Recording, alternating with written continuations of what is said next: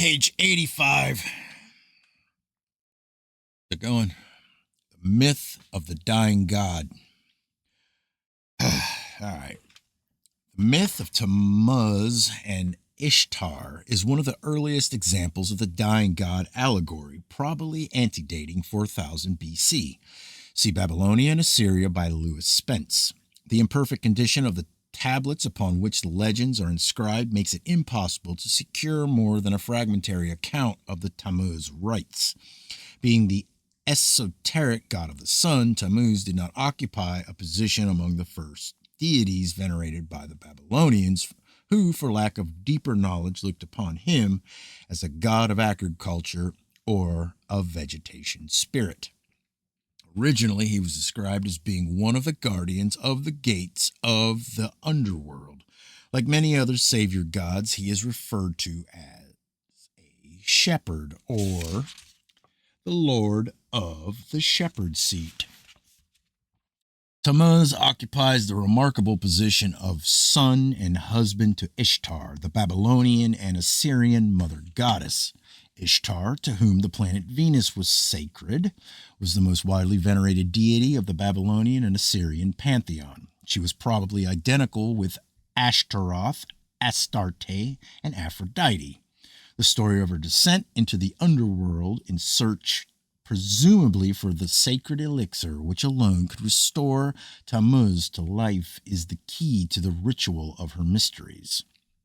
Tammuz, whose annual festival took place just before the summer solstice, died in midsummer in the ancient month which bore his name and was mourned with elaborate ceremonies. The manner of his death is unknown, but some of the accusations made against Ishtar by Izdubar, Nimrod, would indicate that she, indirectly at least, had contributed to his demise. The resurrection of Tammuz was the occasion of great rejoicing, at which time he was hailed as a redeemer of his people. With outspread wings, Ishtar, the daughter of Sin, the moon, sweeps downward to the gates of death, the house of darkness, the dwelling of the god Ekala. Erk-Allah is described as the place of no return. It is without light. The nourishment of those who dwell therein is dust, and their food is mud. Over the bolts on the door of the house of Erk-Allah is scattered dust, and the keepers of the house are covered with feathers like birds. Ishtar demands that the keepers open the gates, declaring that if they do not, she will shatter the doorposts and strike the hinges and raise up dead devourers of the living.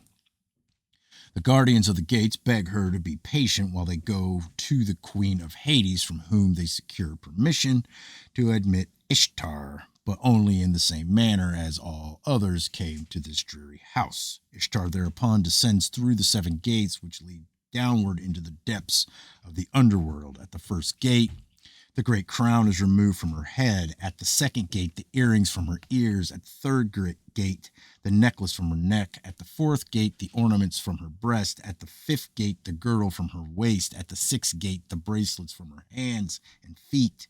And at the 7th gate, the covering cloak of her body.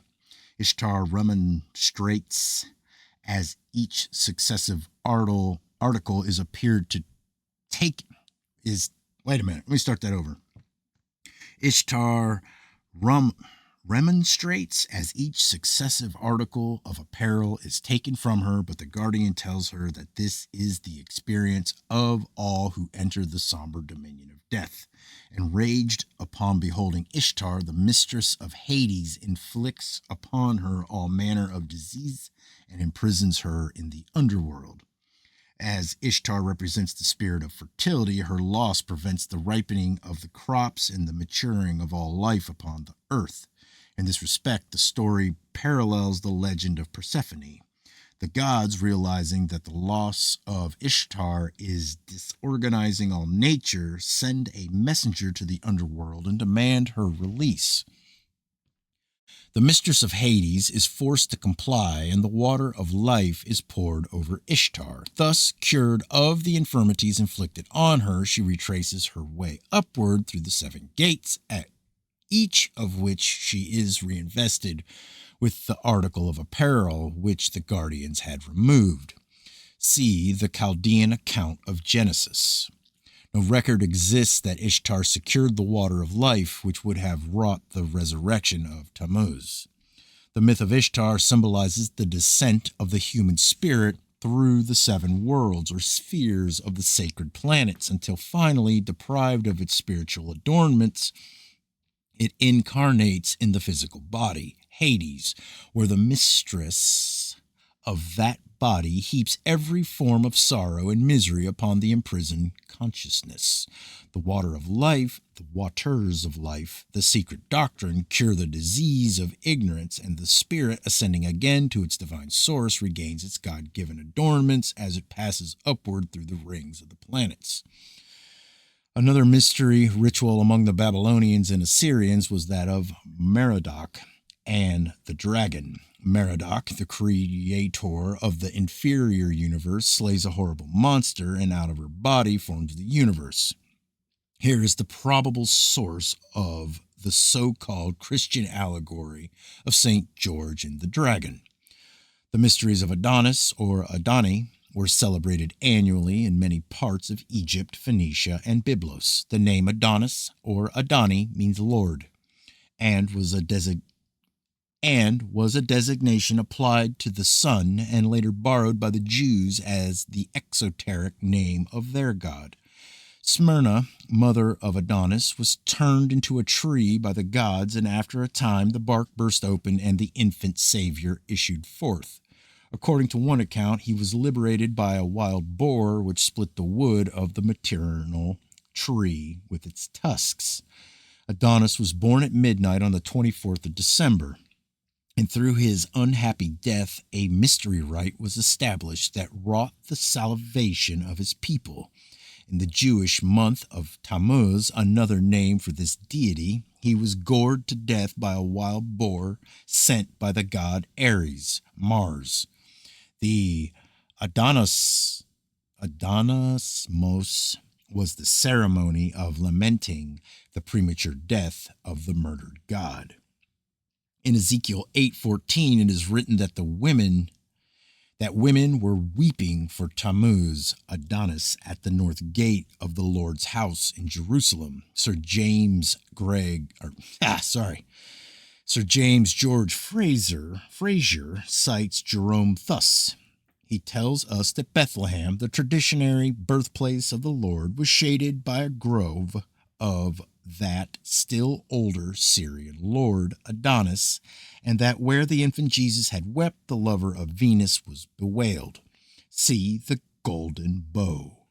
The effigy of the wild boar is said to have been set over one of the gates of Jerusalem in honor of Adonis, and his rites celebrated in the grotto of the Nativity at Bethlehem. Adonis as the gourd or god man is one of the keys to Sir Francis Bacon's use of the wild boar in his cryptic symbolism. Who is that? What is she doing?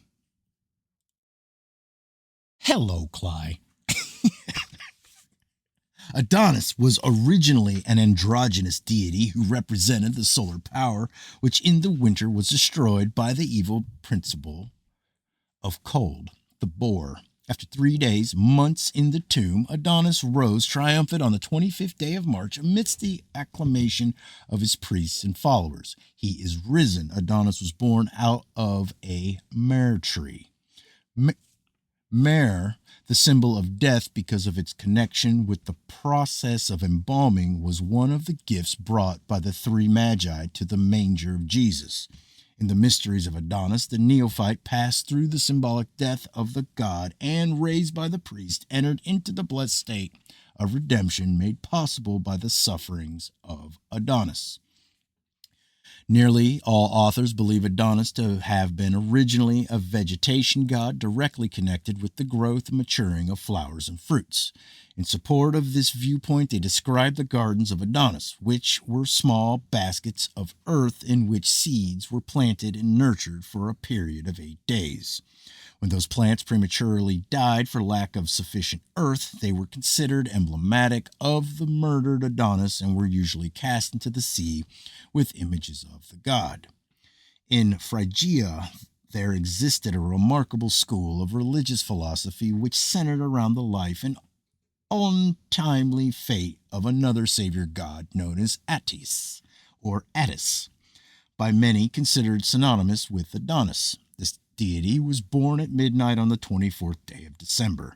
Of his death, there are two accounts. In one, he was gored to death like Adonis. In the other, he emasculated himself under a pine tree and died there. His body was taken to a cave by the Great Mother, Sibyl, where it remained through the ages without decaying. To the rites of Attis, the modern world is indebted for the symbolism of the Christmas tree. Attis imparted his immortality to the tree beneath which he died, and Sibyl took the tree with her when she removed the body. Attis remained 3 days in the tomb, rose upon a date corresponding with Easter morn, and by this resurrection overcame death for all who were initiated into his mysteries. In the mysteries of the Phrygians, says Julius Firmicus, which are called those of the mother of the gods, every year a pine tree is cut down, and in the inside of the tree the image of a youth is tied in. In the mysteries of Isis, the trunk of a pine tree is cut.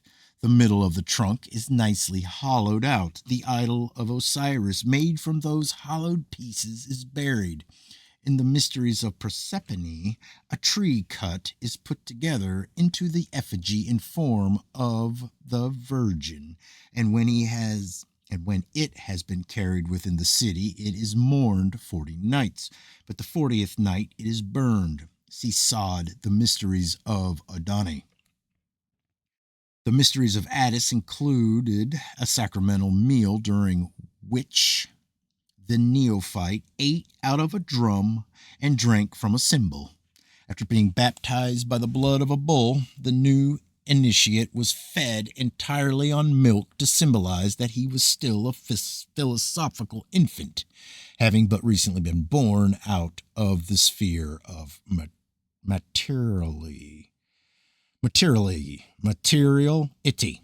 See Fraser's The Golden Bow. Is there a possible connection between the lactal diet prescribed by the Attic Rite and St. Paul's allusion to the food for spiritual babes? Sallust gives a key to the esoteric interpretation of the Attic rituals. Sibyl, the Great Mother, signifies the vivifying powers of the universe, and Attis, that aspect of the spiritual intellect which is suspended between the divine and animal spheres. The mother of the gods, loving Attis, gave him a starry hat, signifying celestial powers.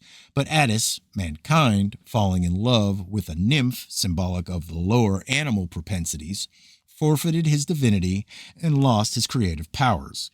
It is thus evident that Attis represents the human consciousness and that his mysteries are concerned with the reattainment of the starry hat. See Sallust on the Gods and the World. The rites of Sabazius were very similar to those of Bacchus, and it is generally believed that the two deities are identical. Bacchus was born at Sabazius, or Sabaoth, and these names are frequently assigned to him. The Sabazian mysteries were performed at night, and the ritual included the drawing of a live snake across the breast of the candidate. Clement of Alexandria writes, "The token of the Sabazian mysteries to the initiated is the deity gliding over the breast." A golden serpent was the symbol of Sabazius because the deity represented the annual renovation of the world by the solar power. The Jews borrowed the name Sabbath from these mysteries and adopted it as one of the appellations of their supreme god. During the time the Sabazian mysteries were celebrated in Rome, the cult gained many votaries and later influenced the symbolism of Christianity. The Kabiric mysteries of Samothrace were renowned among the ancients, being next to the Eleusinian in public esteem. Herodotus declares that the Samothracians received their doctrines, especially those concerning Mercury, from the Pelagians. Pelagians. I think I said that right. Little is known concerning the Kabiric rituals, for they were enshrouded in the profoundest secrecy. Some regard the Kabiri as 7 in number and refer to them as the 7 spirits of fire before the throne of Saturn.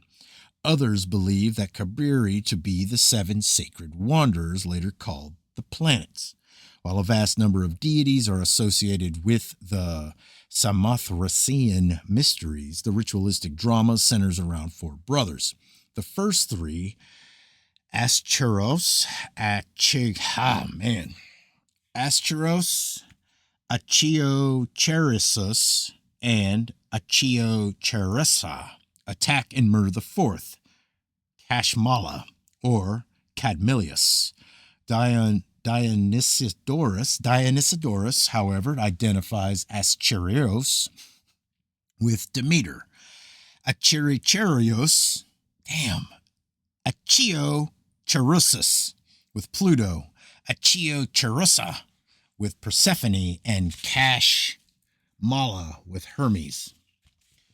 Alexander Wilder notes that in the Samothracian ritual, Cadmilius is made to include the Theban serpent god, Cadmus, the Thoth of Egypt, the Hermes of the Greeks, and the Ameth or Asclepius of the Alexandrians and Phoenicians. Here again is the repetition of the story of Osiris, Bacchus, Adonis, Balder, and Hiram Abiff. The worship of Attis and Cybele was also involved in the Samothracian mysteries. In the rituals of Kabiri is to be traced a form of pine tree worship, for this tree, sacred to Attis, was first trimmed into the form of a cross and then cut down in honor of the murdered god whose body was discovered at its foot.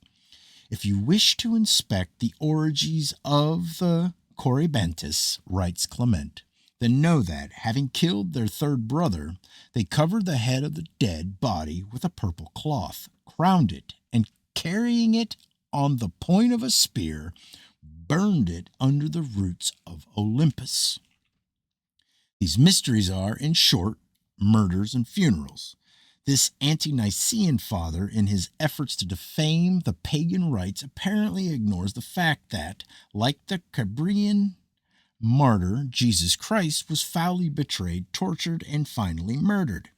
And the priests of these rites, who are called kings of the sacred rites by those whose business it is to name them, give additional strangeness to the tragic occurrence by forbidding parsley with the roots from being placed at the table, for they think that parsley grew from the Corybantic blood that flowed forth, just as the woman in celebrating the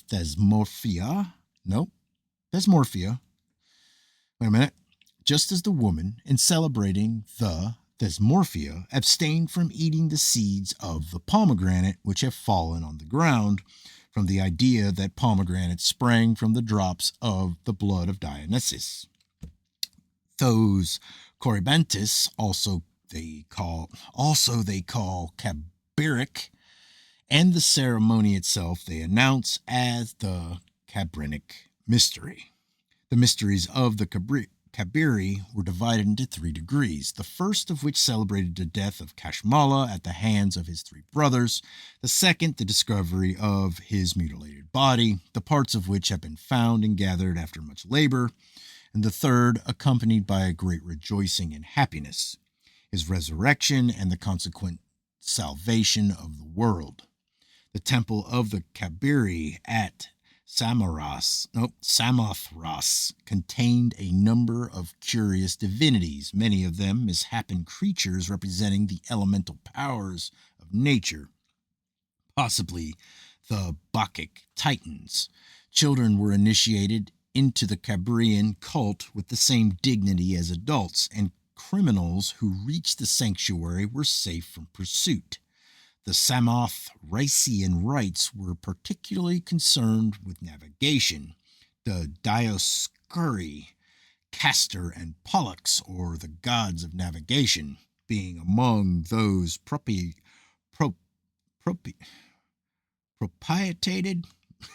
I can't say that word. Appropriated. No? Propitiated by members of that cult. The Argonautic expedition, listening to the advice of Orpheus, stopped at the island of Samaras for the purpose of having its members initiated into the Cabritic rites. Herodotus relates that when Cambyses entered the temple of the Cabiri, he was unable to restrain his mirth at seeing before him the figure of a man standing upright, and facing the man the figure of a woman standing on her head. Had Cambyses been acquainted with the principles of divine astronomy, he would have realized that he was then in the presence of the key to universal equilibrium. I ask, says Voltaire, who were these hierophants, these sacred Freemasons who celebrated their ancient mysteries of Samothracia, and whence came they and their gods, Cabiri? See Mackey's Encyclopedia of Freemasonry. Clement speaks of the mysteries of the Cabiri as the sacred mystery of a brother slain by his brethren, and the Cabiric death was one of the secret symbols of antiquity. Thus the allegory of the self murdered by the non-self is perpetuated through the religious mysticism of all peoples. The philosophic death and the philosophic resurrection are the lesser and the greater mysteries, respectively. A curious aspect of the dying god myth is that of the hanged man. The most important example of this peculiar conception is found in the Odinic rituals, where Odin hangs himself for 9 nights from the branches of the world tree, and upon the same occasion also pierces his own side with the sacred spear. As the result of this great sacrifice, Odin, while suspended over the depths of Niflheim, discovered by meditation the runes or alphabets by which later the records of his people were preserved. Because of this remarkable experience, Odin is sometimes shown seated on a gallows tree, and he became the patron deity of all who died by the noose. Esoterically, the hanged man is the human spirit which is suspended from heaven by a single thread. Wisdom, not death, is the reward for this voluntary sacrifice, during which the human soul, suspended above the world of illusion and meditating upon its unreality, is rewarded by the achievement of self-realization. From a consideration of all these ancient and secret rituals, it becomes evident that the mystery of the dying god was universal among the illumined and venerated colleges of the sacred teachings. This mystery has been perpetuated in Christianity in the crucifixion and death of the God-man, Jesus the Christ. The secret import of this world tragedy and the universal martyr must be rediscovered if Christianity is to reach the heights attained by the pagans in the days of their philosophic supremacy. The myth of the dying god is the key to both universal and individual redemption and regeneration, and those who do not comprehend the true nature of this supreme allegory are not privileged to consider themselves either wise or truly religious. And that